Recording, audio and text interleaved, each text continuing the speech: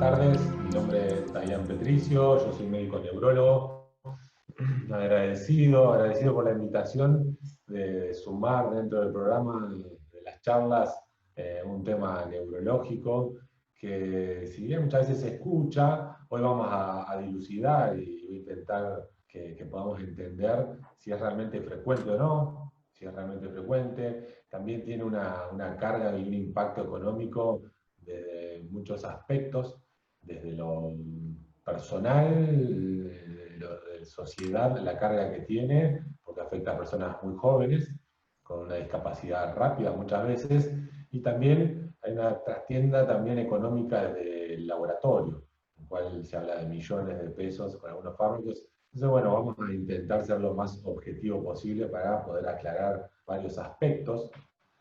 En cuanto a los temas, dentro de este tema vamos a hablar en cuanto a la definición, como decía recién, la epidemiología y poder entender la fisiopatogenia. Saber que las manifestaciones clínicas son muy variadas, las vamos a caracterizar, las más frecuentes, formas evolutivas, obviamente hay que describirlas, saber cómo se puede hacer el diagnóstico y en qué consiste el tratamiento. Y por último, no podía faltar, la verdad, ahí para sumarlo, COVID-19 y esclerosis múltiple. Si bien vamos aprendiendo sobre la marcha, en cuanto a comunicados oficiales desde la Sociedad Neurológica Argentina, hubo al inicio. Hay algunas actualizaciones para tener en cuenta que son muy importantes, ¿sí? Repasar. Acá está el rol fundamental dentro de la enfermedad, y ahí la célula protagonista es el oligodendrocito. Estamos hablando de una enfermedad desmielinizante, entonces los oligodendrocitos dentro del sistema nervioso central son los productores de la mielina. Entonces ahí estaría, ¿sí? El rol fundamental en cuanto a la enfermedad. La afección fundamental es el oligodendrocito. Es una enfermedad crónica, ¿sí? Donde hay inflamación y desmielinización, ¿sí? Y esa, si bien sabemos que se afecta la mielina y se afectaría lo que es el plástico que recubre al cobre, ¿sí? La mielina que recubre al axón, secundariamente hay un daño axonal. Quizás no en la primera inflamación, pero a medida que se repite, se genera el daño axonal y ahí están las secuelas. Pero también ahí está la explicación de por qué se recupera, ¿sí? En grado variable también está la recuperación, ¿no? Los síntomas y signos neurológicos por lo general son focales, es por una afección focal en el sistema nervioso central, y son recurrentes, subagudos. No es un cuadro de horas, no es un cuadro de minutos, es un cuadro de días, semanas y una enfermedad de meses, años. Y eso es muy importante tenerlo en cuenta, porque si vamos a sospechar en la guardia, tenemos que sospechar frente a un cuadro que se está generando a lo largo de los días. No lo podemos pensar porque se despertó con un déficit neurológico focal, ¿sí? Y voy a pensar en una enfermedad desmielizante. No, la verdad que no es una posibilidad, al menos en cuanto a los cuadros más frecuentes.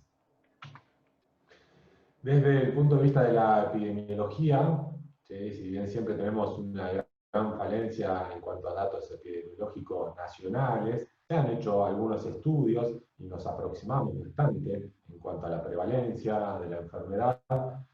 Saber que está dentro de las primeras causas de discapacidad en adulto joven, a nivel mundial 2.3 millones, ¿sí? Y una prevalencia que por ahí verla así en números, 2 por 100.000, ¿sí? En general 1 por 1000 en pacientes que están en Occidente. Es un poco más frecuente en mujeres, pero por ahí podemos representarlo en un gráfico, ¿sí? Que fíjense, este gráfico, a la izquierda abajo, podemos ver los colores que representa, ¿sí? Argentina tiene datos, Argentina tiene un color azul, el cual llega a ser hasta 20 cada 100.000. De hecho, a medida que nos alejamos del Ecuador, aumenta la prevalencia de la enfermedad. Eso es interesante porque ahí trazamos una línea, empezamos a alejarnos y nosotros, por estar en General Roca, alejarnos y estar en la Patagonia, estamos en una de las áreas que tiene mayor prevalencia a nivel mundial.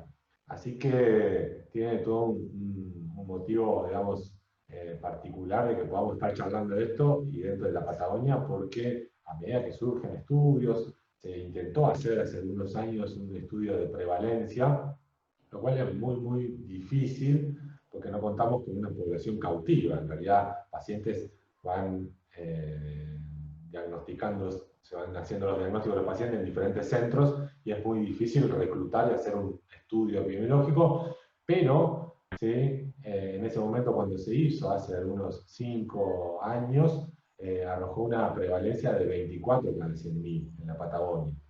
Igual falta completar esos estudios y hay muchos que se están realizando en estos momentos. Así que estamos hablando de una enfermedad frecuente, ¿sí? 24 cada 100.000, es decir, en General Roca tenemos 24 pacientes. Ese sería el cálculo. Y que acá tenemos, por un lado, en cuanto a la fisiopatogenia, por un lado esto lo ambiental, que esto es, nos alejamos del Ecuador, y luego vamos a analizar cuáles son los factores, por qué nos alejamos del Ecuador y cuáles son los factores que tienen una influencia sobre el desarrollo de la enfermedad. Y por otro lado, la susceptibilidad genética. Esto es 50 y 50, el escenario y qué traigo yo, ¿sí? En cuanto a los factores de riesgo, hay unos autores que proponen dividirlo a ver si nosotros ese factor de riesgo los exponemos en la adolescencia, ¿sí? O no. Y bueno, en sí todos los factores de riesgo van a tener un impacto, estamos hablando de una enfermedad autoinmune, entonces van a tener un impacto en el sistema inmune.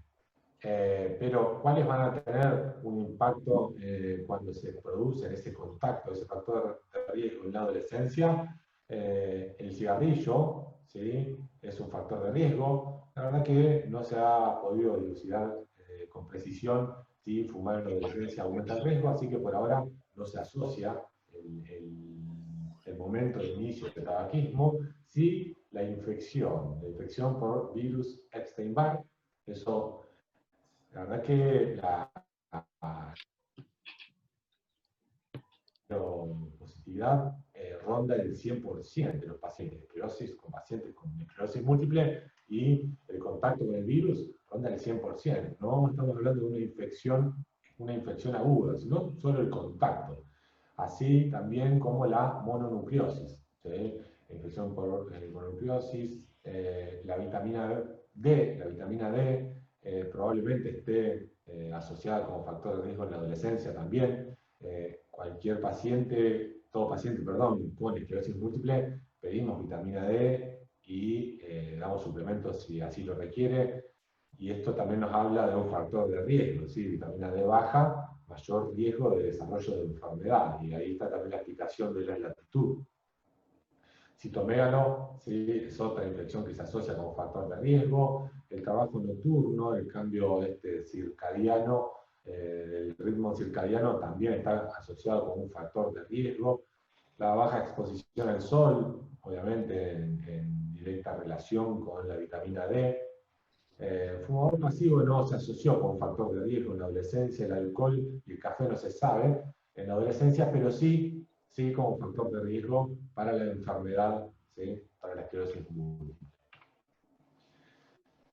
Muchas veces surge la pregunta, bueno, si bien tiene una carga genética y el otro porcentaje está relacionado al desarrollo de la enfermedad, el ambiente, si yo tengo un familiar con enfermedad con esclerosis múltiple, ¿puedo desarrollar?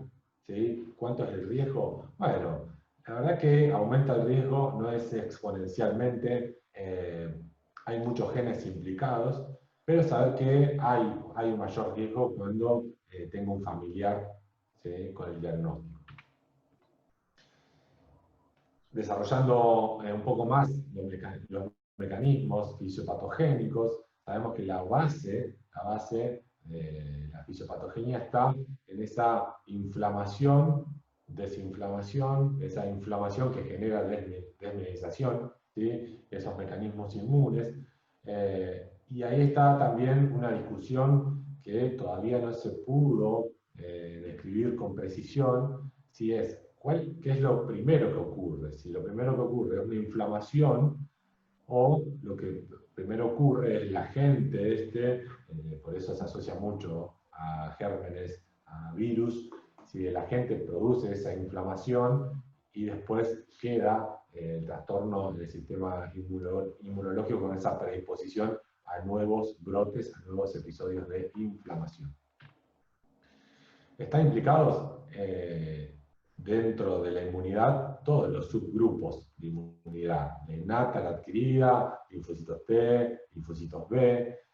Cuando imaginamos, ¿sí? En sí, este esquema lo podemos ver un poco más claro acá. Imaginamos cuando comienza con un brote, lo que tenemos que ver cómo se va produciendo la circulación del linfocito T, lo que está descrito, y cómo atraviesa la barrera hematoencefálica, ingresa, empieza a tener contacto a través de citoquinas con astrocitos e inicia un proceso inflamatorio con especial foco en los oligodendrocitos, con daño citotóxico a ese nivel y generando este daño que dijimos desmielinizante y así desarrollar la clínica.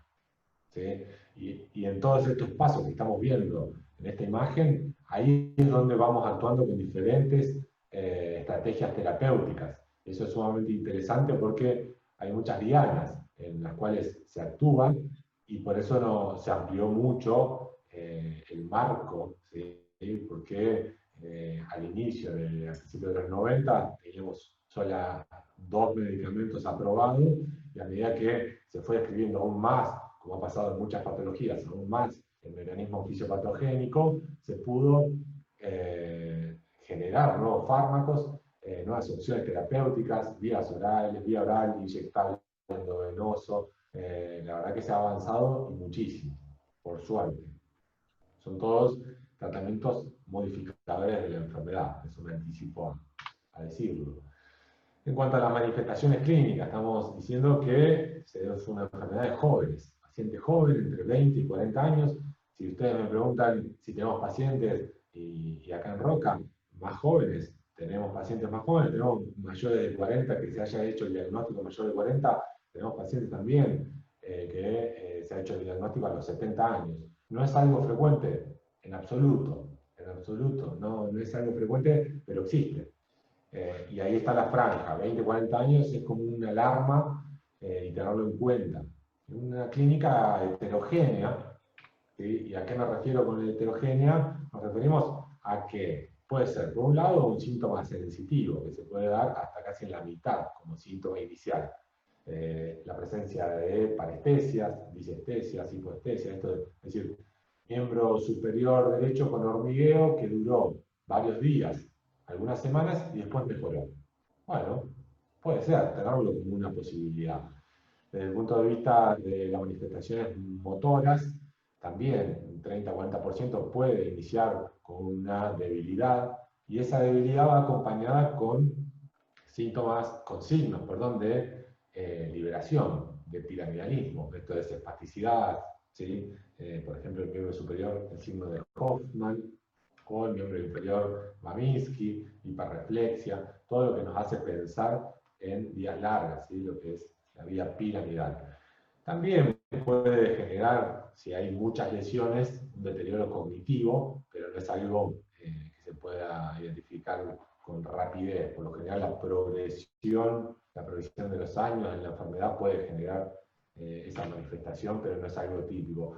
Un síntoma que sí, en el debut no es lo más frecuente, pero a lo largo de la enfermedad, 3/4 de los pacientes lo pueden tener, es lo que se llama neuritis óptica.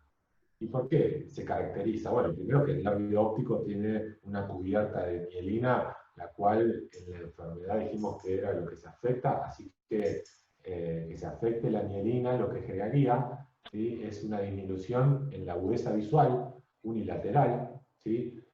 Puede estar acompañada de dolor, ¿sí? Y por otro lado, la discromatopsia. El paciente o la paciente lo que refiere es un cambio en la nitidez de los colores, un cambio en la saturación de los colores, lo cual dura algunas semanas y después retorna, revierte. Eso es algo bastante característico. De hecho, las neuritis ópticas en neurooftalmología la dividimos en neuritis ópticas típicas y atípicas.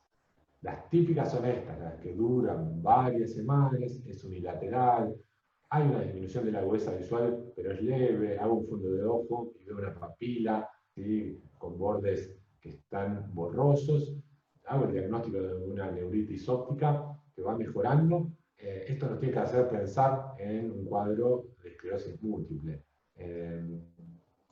Otras manifestaciones, dijimos sistema nervioso central, dijimos síntomas hemisféricos, neuritis óptica, y otra manifestación es la mielitis transversa.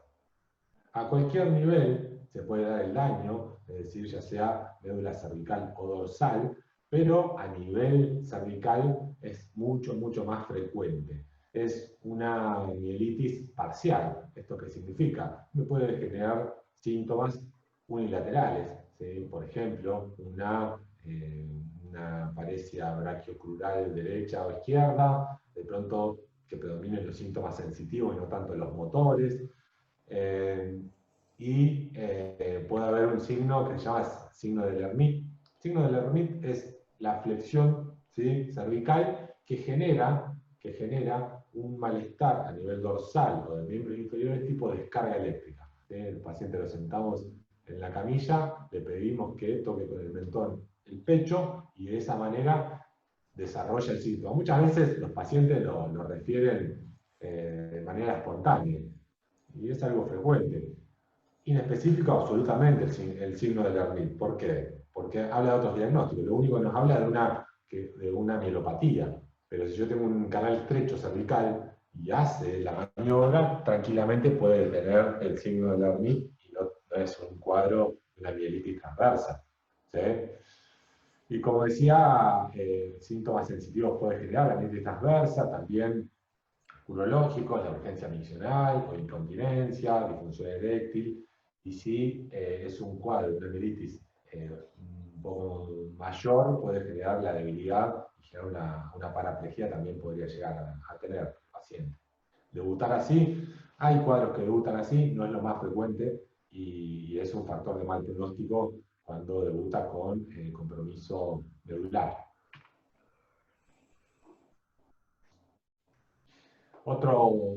Otra manera de debutar en sí, pero no es lo más frecuente tampoco, es el compromiso a nivel del tronco y cerebelo.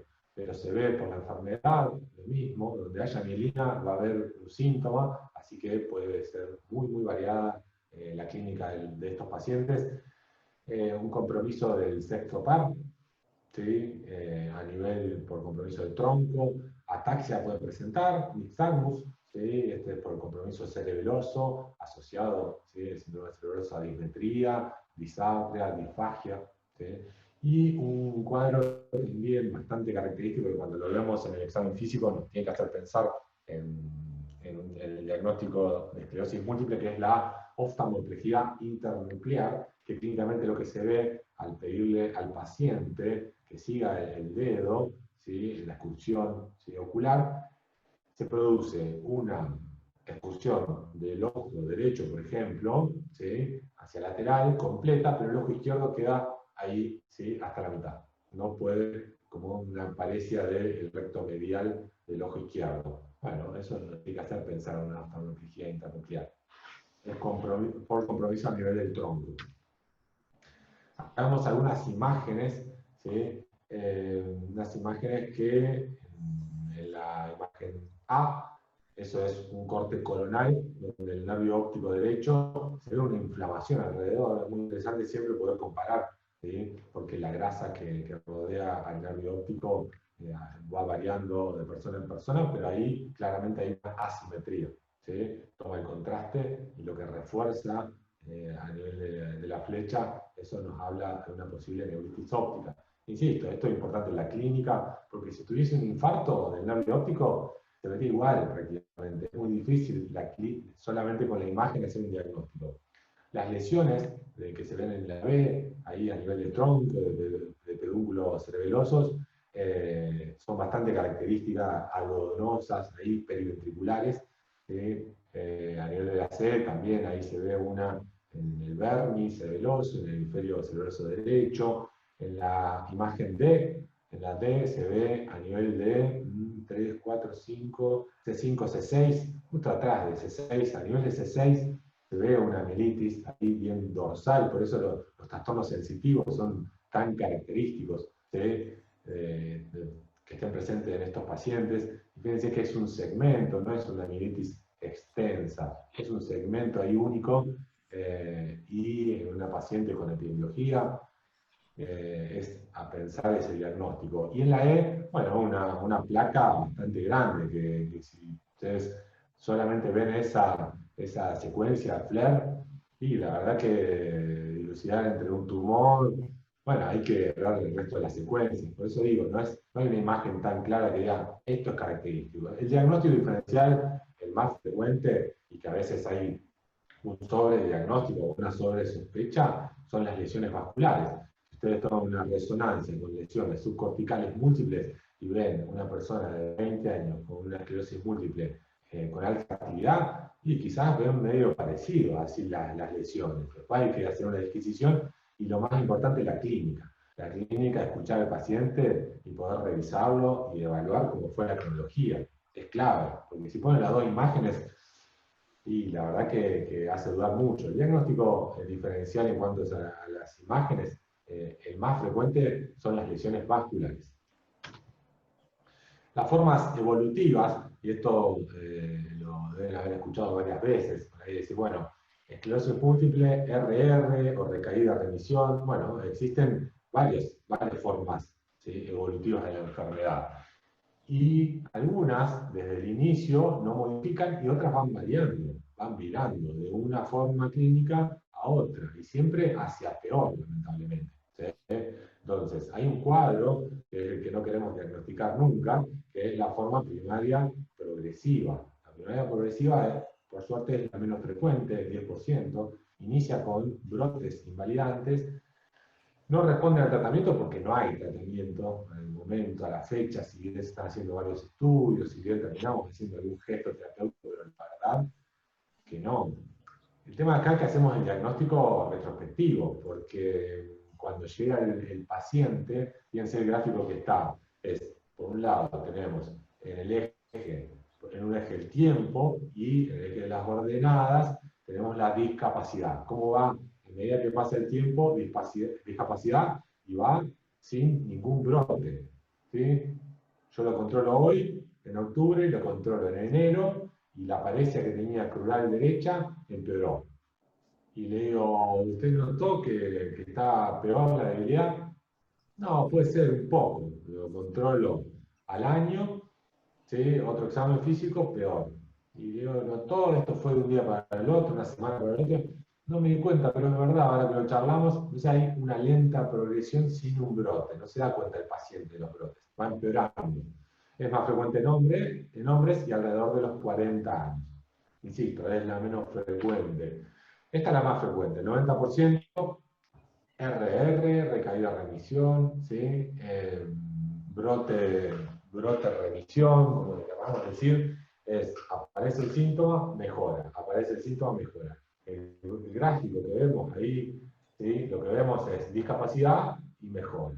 Pero fíjense que esa mejoría, en los brotes iniciales, la mejoría prácticamente vuelve al estado basal. No hay discapacidad, pero a medida que pasan los brotes, yo siempre lo charlo de manera gráfica, ese plástico que recubre al nervio no vuelve a ser el mismo. Ese oligodendrocito, al sintetizar, tiene que extender su dendrita para poder interactuar con otra neurona, otro axón, para poder generar, y la verdad que no es el mismo al original, ¿sí?, al que venía de fábrica. Entonces, la discapacidad sigue cada vez más. Lo que hacemos con los tratamientos, primero, los modificadores de enfermedad, disminuimos los brotes, el riesgo de brote anual. Y por otro lado, al generar eso, disminuimos la discapacidad, ¿sí? Pero son modificadores de enfermedad, no es ningún tratamiento curativo, ¿sí? Esa forma, la RR, puede evolucionar a una secundariamente progresiva, y esto, claro, pasa después de muchos años. En promedio, luego de 15 años, por lo general, pasan a este estadio, que es tenía brotes, pero mejoraba, tenía brotes y de pronto empecé a empeorar. Empecé a empeorar, empecé a empeorar. Insisto que es muy difícil hacer ese momento, ese diagnóstico. Por ahí demoramos hasta años en darnos cuenta que hubo un empeoramiento claro, ¿sí?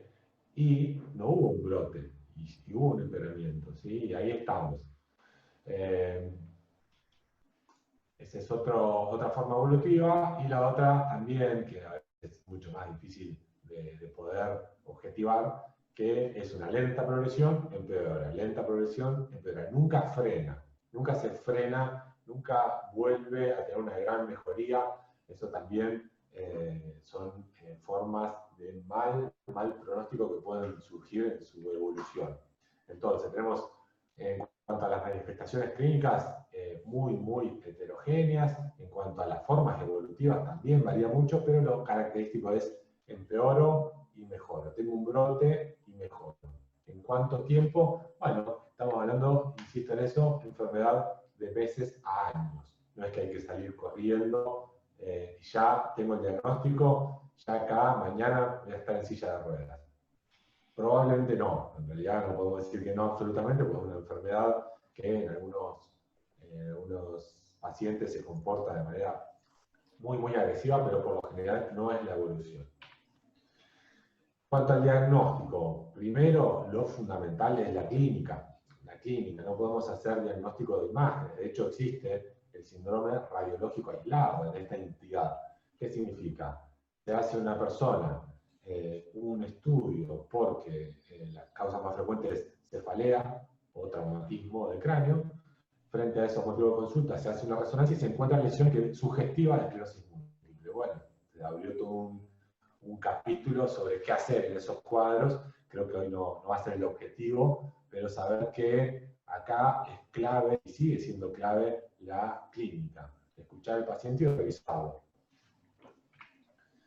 Tenemos el gran apoyo de la resonancia. De hecho, hoy el control de los pacientes se hace con los controles en consultorio, más resonancia, ¿sí? Para poder hablar de baja actividad o libre de enfermedad, libre de actividad. Se habla de tener un paciente asintomático o ausencia de brotes, más que ausencia de nuevas lesiones en resonancia. Esto nos habla de que es un pilar fundamental, no solamente para el diagnóstico, sino para el seguimiento.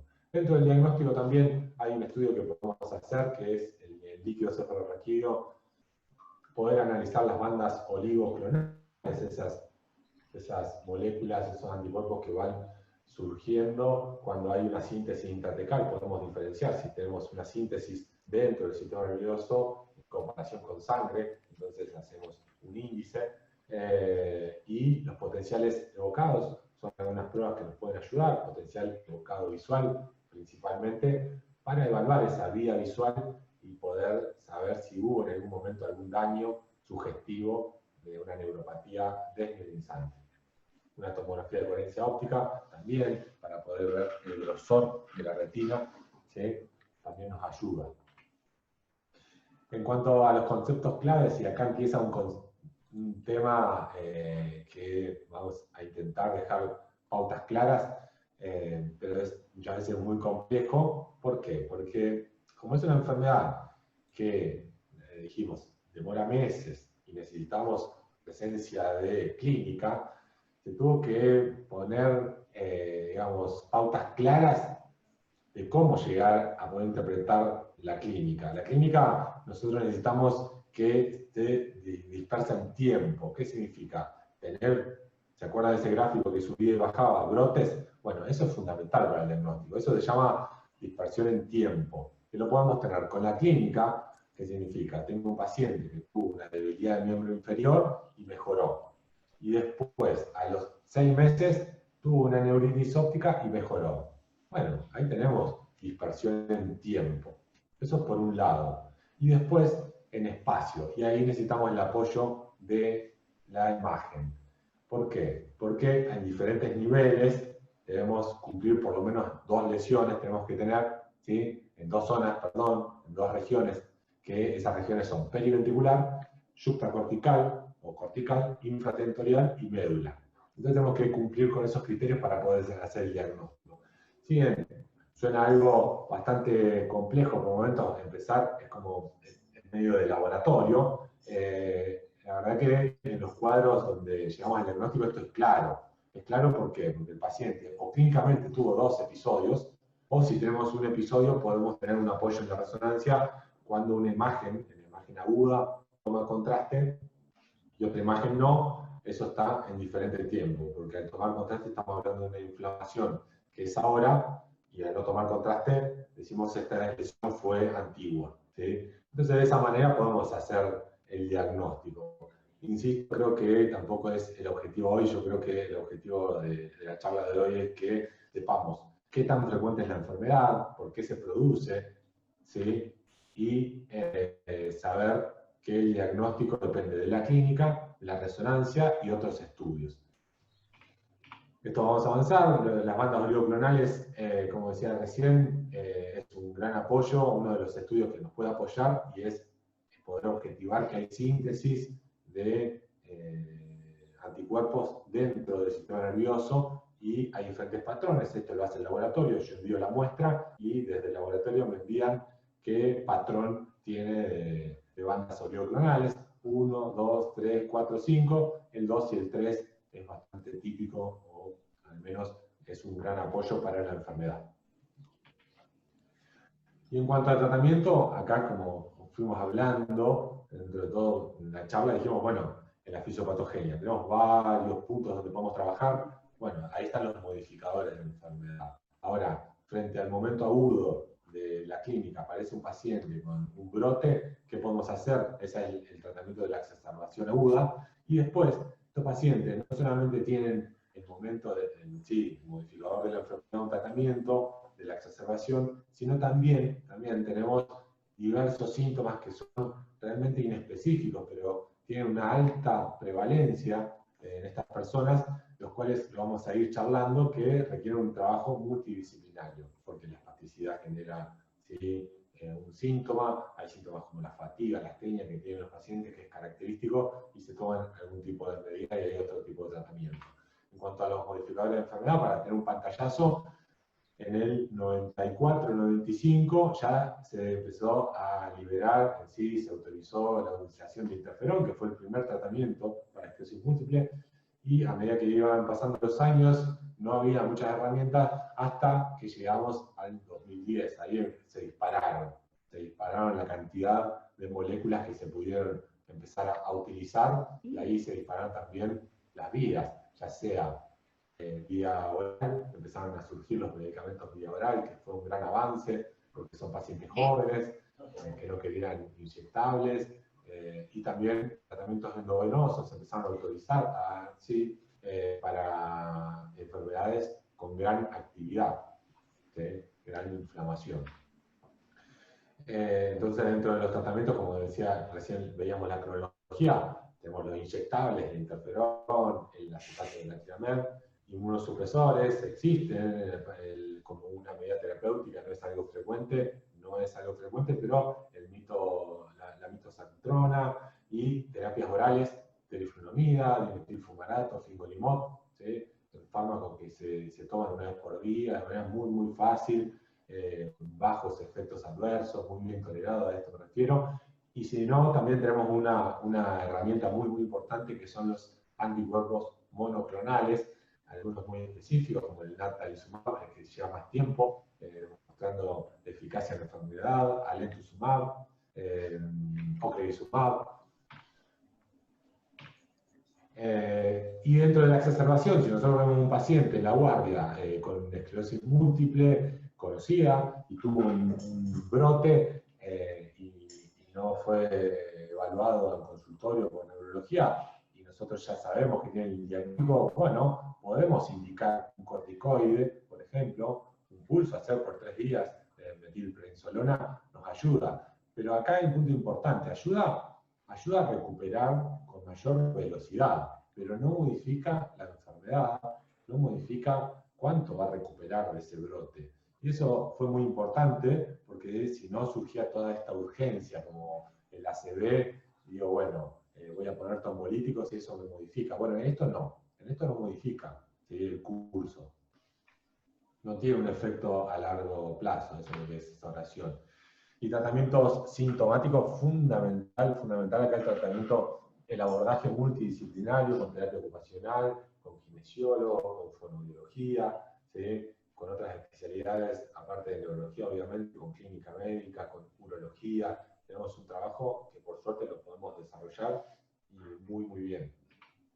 ¿Sí? Esos síntomas, como decía, pueden quedar un dolor por trastornos sensitivos, donde podemos usar carbamazepina muchas veces para el dolor, porque es por la mielitis muchas veces, la fatiga, estrategia para la fatiga, la espasticidad, esto lo decía, la rehabilitación, disfunción sexual, vesical, intestinal, urología nos ayuda muchísimo, compromiso de la marcha con la ataxia,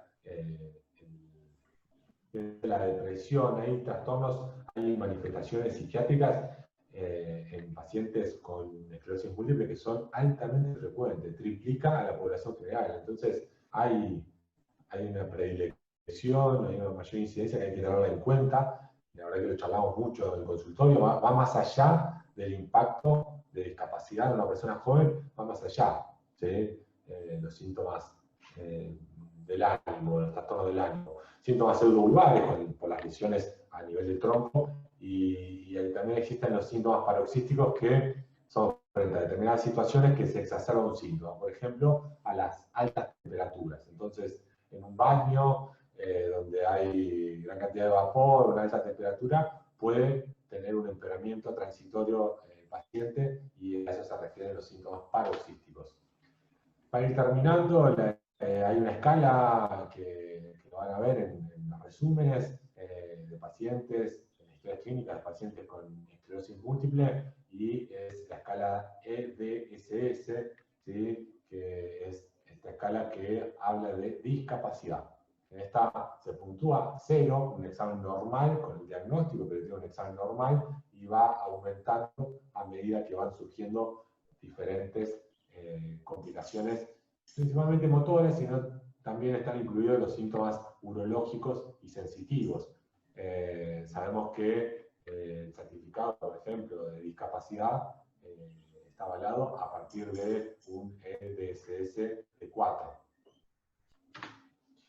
Y para terminar, dijimos que el bonus track, ahí estaba COVID-19 y esclerosis múltiple. Ni bien comenzó la pandemia, la Sociedad de Neurología emitió un comunicado diciendo que era una enfermedad del coronavirus que tenía gran riesgo. ¿Pero por qué? Porque eran pacientes con inmunomodulación, eran pacientes que están en tratamiento, que si bien está en tratamiento y aumenta el riesgo de severas complicaciones por la infección viral, quedó el concepto más que claro, y esto al inicio, si bien hoy suena como algo muy claro, pero al inicio no justifica suspender el tratamiento para esclerosis múltiple, sino mantenerlo, obviamente, y tener todas las precauciones.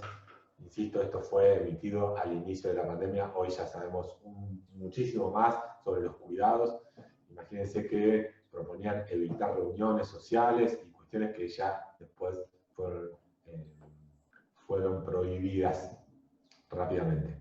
¿De acuerdo? Agradecido por la atención, el que lo está viendo en vivo, el que lo está viendo diferido, agradecido desde ya. Y escucho preguntas, si surge alguna pregunta, algún comentario sobre algún paciente que hayan visto, le haya llamado la atención algún tratamiento. Bueno, tendríamos que volver a compartir las pantallas, Diana, si nos vemos. Sí. Ahí está. Bueno, buenas tardes, ¿cómo andan? Coco, ¿cómo estás, Coco? Todo bien. Me alegro. La verdad que excelente. Es un tema que para los que no están en el tema a veces cuesta, pero la verdad que está muy bien planteado. Con respecto a esto que decía de los tratamientos de autoinmune, que en un principio, con COVID me refiero, que en un principio era como que no sabíamos qué hacer, ya digamos en casi todas las patologías donde se manejan monoclonales o biológicos, lo que sea, está claramente determinado que nada se debe suspender. Porque no...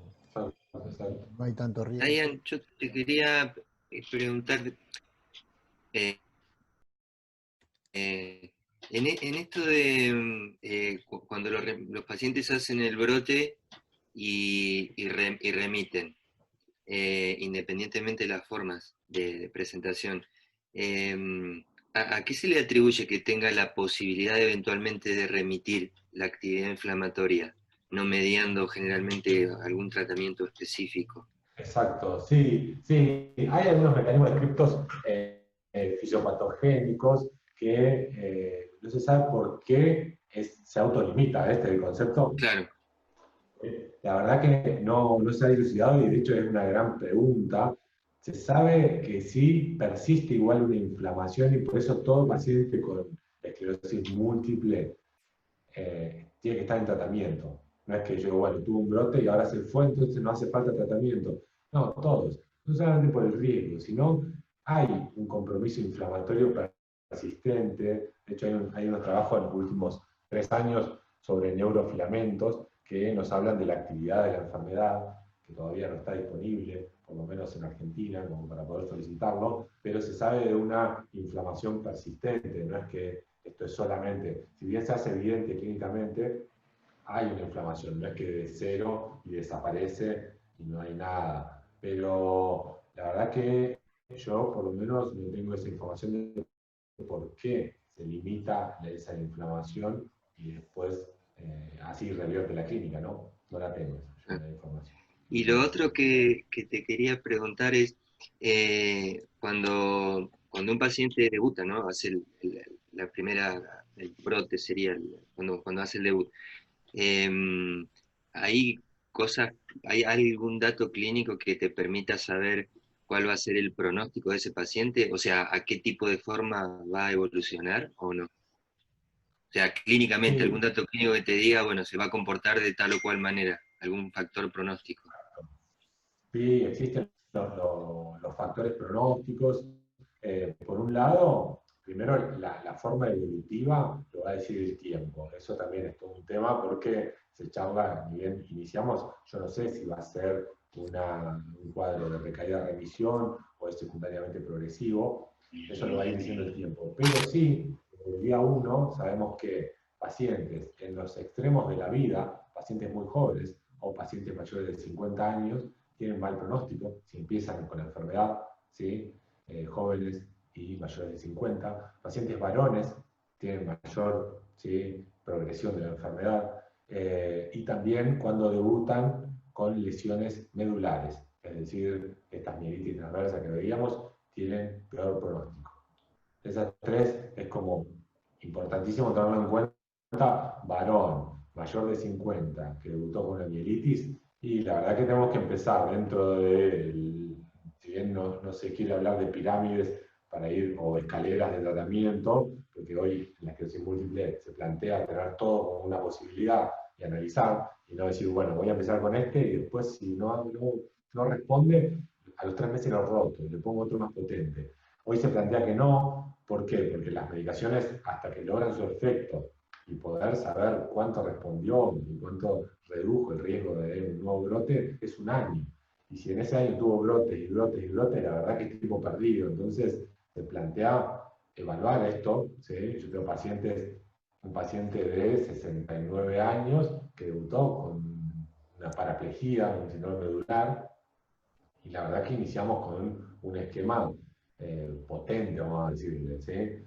Y salteamos un montón de otros medicamentos que podría haber tomado. ¿Pero por qué? Porque era varón, 69 años y tenía una mielitis. Claro, está bien. ¿Sí? ¿Y la accesibilidad al tratamiento o sea, es fácil de los pacientes o son tratamientos Sí, costosos y difíciles de conseguir? bueno, primero, costoso seguro, podría hacer la introducción. Estamos hablando de un tratamiento que en promedio ronda los hoy 600.000 pesos por mes. Entonces, son 30 comprimidos. Son medicaciones altísimo, altísimo costo. ¿Sí? Eh, Eso por un lado. Y la accesibilidad, yo la verdad que no he tenido ninguna dificultad cuando tuve que indicarlo. tenga cobertura, yo por lo menos en el medio privado, pero cobertura del Estado, desde IPROS, desde PAMI, ninguna dificultad. Ninguna dificultad. Por ahí plantean, dicen, no, empecemos con este, no, empecemos primero con otro. El auditor plantea empezar con escalones, pero está bastante clara la indicación. Cuando cumple tal criterio, comenzar con tal, por suerte. Y esto se logró en los últimos años. Antes sé que era muy complejo poder empezar con los otros. Pensé que cuando vemos la cronología, hay medicaciones que surgieron en 2011, es decir, no hace tanto, más hace 3 años se autorizó otra. Entonces, esas medicaciones realmente hoy estamos teniendo accesibilidad gracias al proceso que se fue haciendo previamente con las otras. Está bien. Y lo último, que esto también tiene un compromiso intestinal, ¿no? Más allá de, o sea, en realidad puede afectar cualquier parte del tubo digestivo. Sí, pero la característica es como es una enfermedad del sistema nervioso central, por el compromiso medular impactaría con, por ejemplo, con una mielitis dorsal. Yo tenía pacientes que hacen un abdomen agudo en sí, pero rarísimo, no es algo frecuente. Sí lo miccional. Está bien. Sí lo miccional, o que tengan tendencia a la constipación, pero es por el compromiso medular. Ryan, ¿y usás corticoides de forma permanente o solamente cuando hay, digamos, esa especie de brotes, recaídas? Está indicado para el brote, pero porque no es modificador de la enfermedad. Hay cuadros, yo no tampoco lo incluí, es decir, cuando hablamos de enfermedades desmineralizantes, está la neuromielitis óptica, o que se llamaba el de Vic, hoy neuromielitis óptica, se entiende el nombre, que se parece bastante al inicio muchas veces porque da una mielitis, a veces más extensa. Y en esos pacientes, por ejemplo, que estamos ahí en la mitad, y sí, responderían al corticoide, se puede iniciar un corticoide, pero luego pasamos a algún monoclonal que tenga impacto en los dos cuadros, si la sospecha persiste, ¿no? Pero no como un corticoide de tratamiento basal, mantenerlo no, porque no modifica la enfermedad y tenemos herramientas para modificar. Cuando decimos modificar, vuelvo al punto, disminuir el riesgo de brotes, disminuir la discapacidad, entonces es la herramienta. Excelente. Yo tengo una preguntita. Dale, No sé Romy. si me escuchan. ¿Cómo estás? No te vemos, Romy. No me ven, no. No tengo fachas para presentarme. Nada, estoy en el consultorio. Quería hacer una preguntita con respecto a la plasmaféresis en el brote. Quería preguntar si eso es marcador de pronóstico para el paciente que requiera plasmaféresis. Y otra preguntita que quería hacer es si cada vez que el paciente vuelva a tener brotes, uno puede indicar plasmaféresis o hay alguna limitación con respecto a la plasmaféresis. No, buenísima la pregunta, porque es una duda que nos surge siempre el día a día. Cuando ingresa un paciente, como decía, los brotes se dan en días a semana. Entonces viene un paciente con un sobreturno y dice, hace 5 días veo diferente de este ojo. Un paciente que ya tiene diagnóstico, por ejemplo. Bueno, en sí se charla, es decir, bueno, esta es la enfermedad, a ver, saquemos la cuenta, en los últimos 6 meses cómo venimos, en los últimos 12 meses, para saber los brotes, plantear si vamos a rotar la medicación, si vamos a dar alguna medicación, como se podría decir, más potente, ¿sí? Que toda medicación más potente tiene mayores efectos adversos también, ¿no? Porque si no daríamos el más potente de todos, total no tenemos efectos adversos, pero la verdad que lo exponemos a efectos adversos. En sí, el brote, el tratamiento, voy a ser sincero, es con el pulso de corticoide. La plasmaféresis nunca la he hecho, yo creo que está en la bibliografía planteada frente a diagnósticos diferenciales, por ahí, que no sea un cuadro tan típico, estoy planteando una enfermedad autoinmune, alguna encefalitis, y digo, bueno, hice un pulso y sigue empeorando, y me estoy planteando plasmaféresis podría ser, pero no nos hablaría de pronóstico, sino creo que ahí abre un poco el panorama en cuanto a diagnósticos diferenciales. ¿Sí? Gracias, muchas gracias. En cuanto al brote, si tratarlo o no, se charla en consultorio. Es decir, como no modifica la recuperación, ¿sí? Como no modificar a qué basal voy a llegar, si no lo acelera, lo charlamos. Porque si es un paciente, por ejemplo, este paciente que yo decía de 69 años, el paciente es diabético.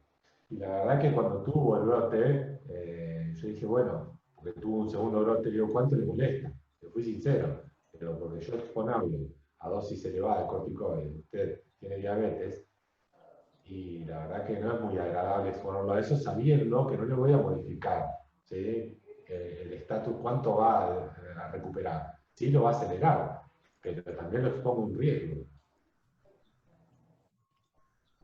Se charla, en definitiva. La conclusión, se charla con el paciente y se decide en conjunto mucho más que otras conductas, mucho más, porque hay unas conductas de decir, bueno, mire, esto le va a cambiar el pronóstico, y si, bueno, puede ser un medio terco y dice, no quiero saber más nada y me voy, pero en esto se charla porque realmente ahí va una cuestión también de riesgos y beneficios, sabiendo que la recuperación va a ser la misma.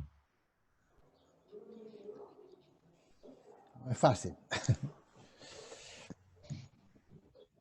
Es complejo, ¿eh? Yo te digo pacientes que nos sentamos acá y charlamos, decimos, bueno, y si no esperamos mañana, a ver, bueno, no me molesta tanto lo del ojo.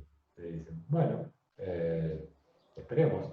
Me llaman al teléfono a los 3 días, ahora sí, me molesta, me empezó a doler, bueno, hago una internación, 3 días de corticoides, listo, y se mejoró.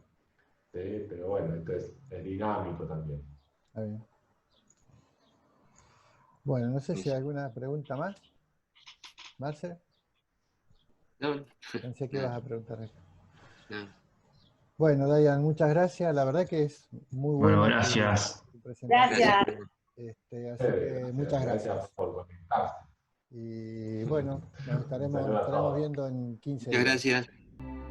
Chao. Chao.